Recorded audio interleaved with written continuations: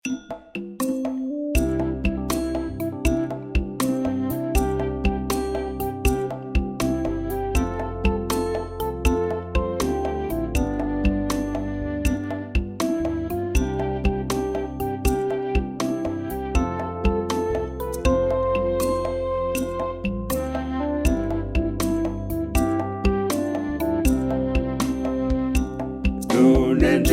yakanaka kuchaenda wanotenga hawachazoparatsane kuti wayo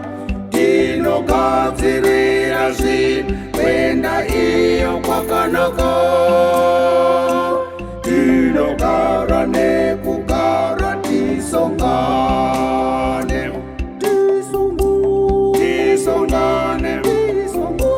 tisongane kune muti weupenyu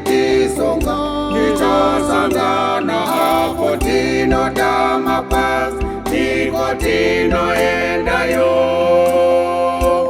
hatichapetuki hama tisongane pasi pano handipeti handimusha wedu kwete kune musha wedu uri kumusoro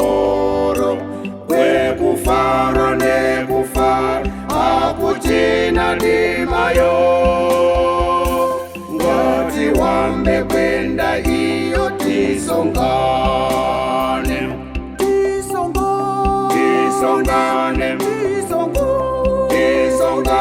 kune muti weupenyu tichasangana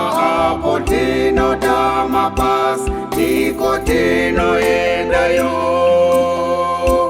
hatichapetuki hama tisongane.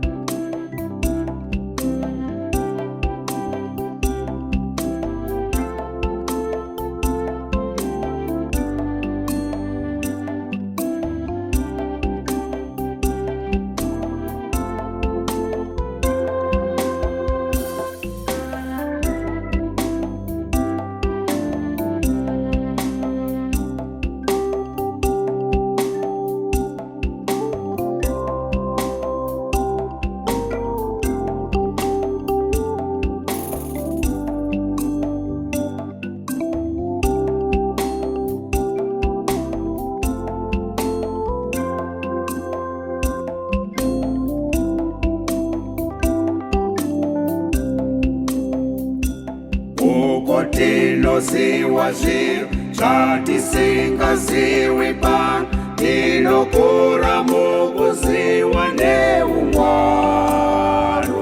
tinofarirana tinofariranayo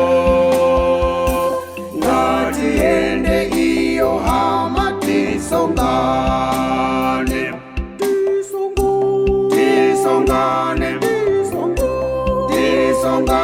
kune muti weupenyu tichasangana apo tinotama pasi ndiko tinoendayo hatichapetuki hama tisongane. Hama dzangu, muri kuyeuchidzwa nerumbo kana nemuimbi kuti kana tazofa